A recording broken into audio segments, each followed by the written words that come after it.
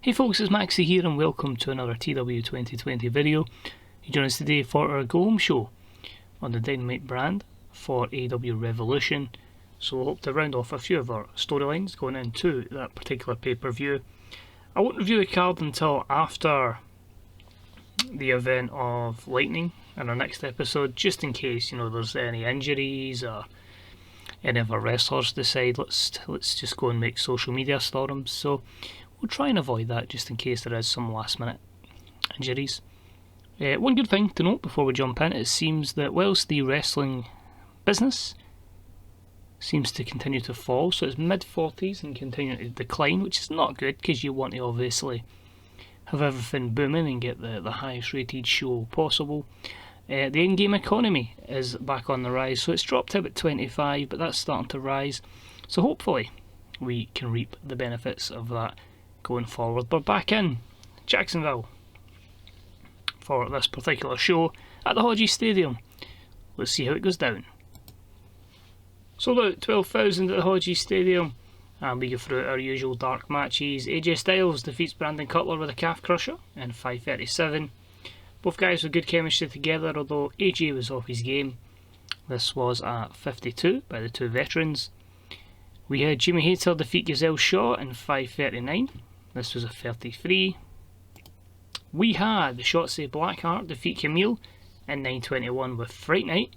This gathered a 45 rating, not too bad. We had the recruitment specialists John Silver and Alex Reynolds pick up the victory over T-Hawk and El Lindemann from the Strong Hearts in 9:08 when Reynolds pinned El Lindemann. This was just a 38, as we try ever so much to get the recruitment specialists over. We had Anna Jay defeat Alison Kay in 9:02 by pinfall. This was just a 38. Sad to say, Alison Kay has announced her retirement from Iron Ring competition, so she'll retire in 3 months' time. Means that any plans we did have, which was looking possible for a push for her, have subsequently went out the window. But hell of a career. And our main event, Pete Dunne defeats Joey Janela in 9:29 with the bitter end, and that drew a 69. On to the show itself, and we nailed the 100 segment straight off the bat with MJF and Chris Jericho, as they have the final words before their encounter coming up this Saturday night at Revolution. MJF just says, "Chris, I want you to put your career on the line." Chris goes, "You know what? I've done so much in this business, I am more than happy to do so, because it means that when I upset the odds, when I defeat this up-and-comer, you've got to live with this for the rest of your 20-odd year career." So absolutely delighted to do so. MJF mocks Jericho by saying, "Well, that's all fun and games, but you need to survive Wardlow next. So let's hope you get through that matchup and survive that matchup before you face MJF, myself, this Saturday night." So add a wee bit of stipulation there. MJF, Chris Jericho, Chris Jericho's career on the line. That's a 100. Jericho v Wardlow was solid, good matchup. Jericho picks up the win with the Judas effect, as Excalibur would call it, and 73 rated matchup. Jericho win 86 here, and Wardlow with a 62. It's a fairly strong opener. After this, we had a beatdown of Chris Jericho as MJF, Wardlow and Mark Quinn of the Uprising all decide to beat Jericho down, putting all the odds in the favour of MJF this coming Saturday night. So a 74, no Ricky Starks because he is in a big matchup later on tonight and wanted to focus for that. We had some action in the women's division. The tag team champions had a non-title contest, and it was Maya Iwatani and Riho who defeated Ali and Ashley Lane in 8:16 when Riho pinned Ashley with a jumping knee attack.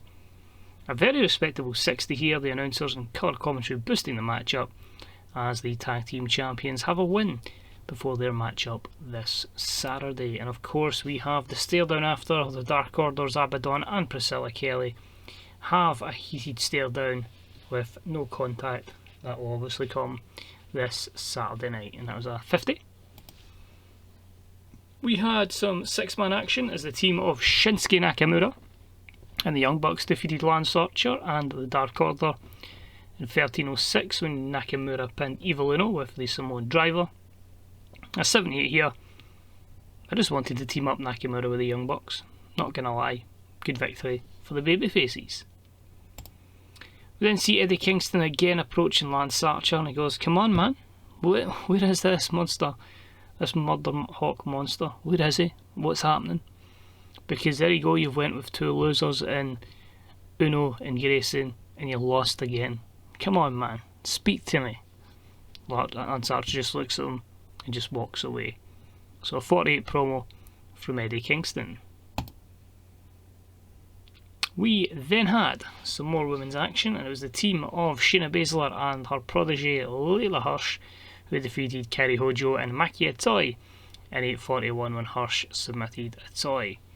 A 60 here, unfortunately. We had both Hojo and Baszler off their game, and Hojo and Itoh didn't work as a team, so imagine they did work, and Kairi was on her game.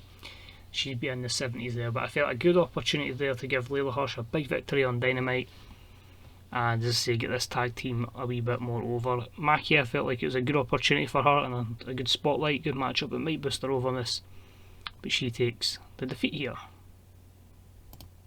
I'm certainly happy to get 60 rated matches in our women's division. If we can start pushing more of them towards that and then into the 70s, it's certainly a step in the right direction.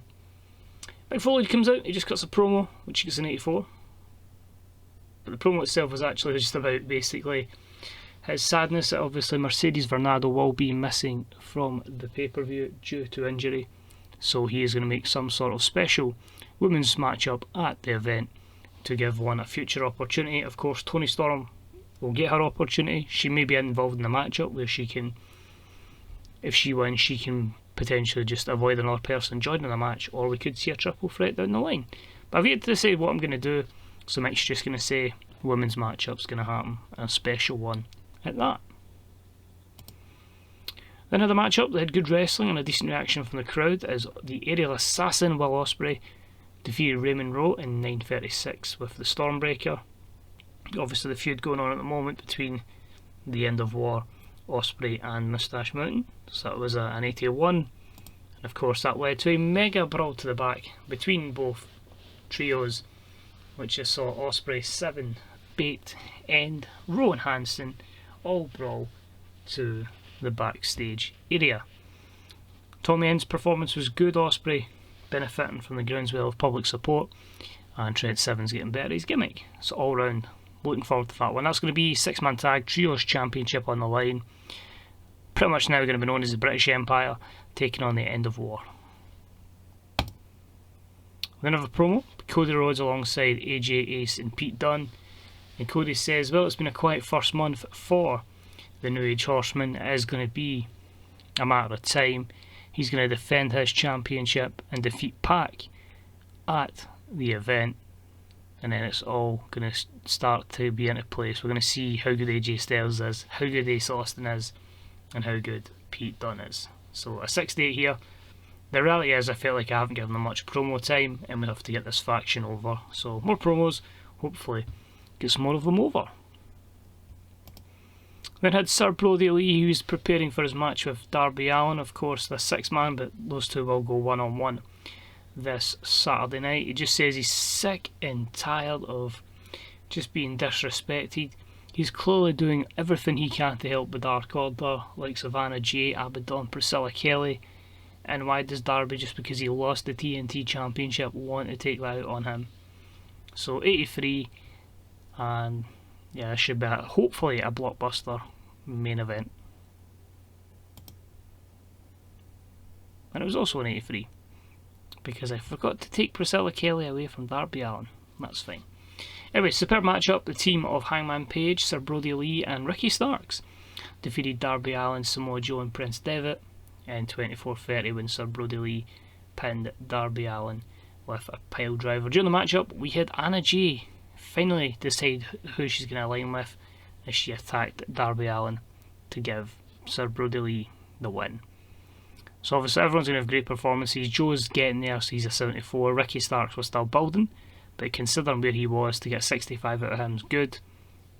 Hangman, 95, perfect. So 5 segments and a complete success. We'll probably give her the gimmick change at one point. We'll move her from the star of the show, the entertainer, into, of course, the Queen Slayer. And we finish the show. Brodie Lee does not end his attack there, and he puts Darby Allin through a table, making him look like $1 million. Does Darby Allin have a shadow of a chance against Sir Brodie Lee this coming Saturday night?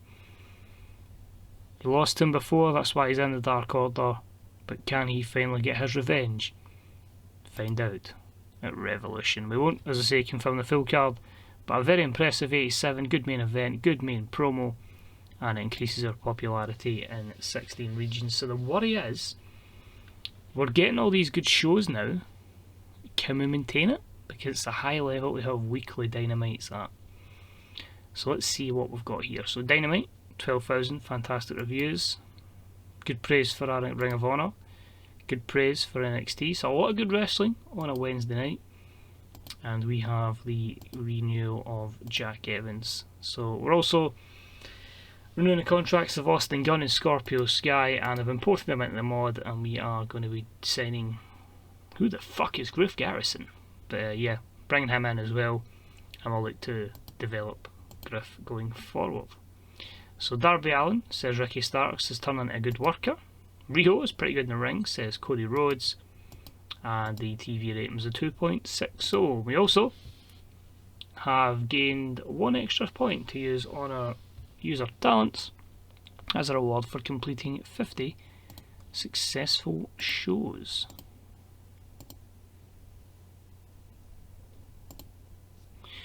Let's go with negotiating, because I feel like too many of them still try and get good money offers. But just to give you an idea, we've booked 1 year and 8 months of television. We have had 136 shows, of course, including those few darks at the start before we just made that the pre-show. Best show was Full Gear in 2021, so fairly recent. And that best match was that 95 matchup pretty recently, in fact this month. Highest attendance was when the wrestling industry was a bit more popular, with 54,731 attending All Out in 2021. We had always had a 100 reputation, I always put it as that. Highest buy rate was New Year Spectacular. Our highest TV rating was a 3.20 with Dynamite. Of course, we've lost many a TV deal since then, hence the way we're going with AEW Live. And we have 2.6 million viewership for the New Year Spectacular. You'll also notice our current reputation is 84, so it's down 16. That's not good. But anyway, that's us for this episode. Thank you very much for watching. I'm going to go ahead and book the Lightning brand, and hopefully we can put together a really outstanding pay-per-view for Revolution. So take it easy. Cheers for watching. Good day and good night. See you soon. Bye bye.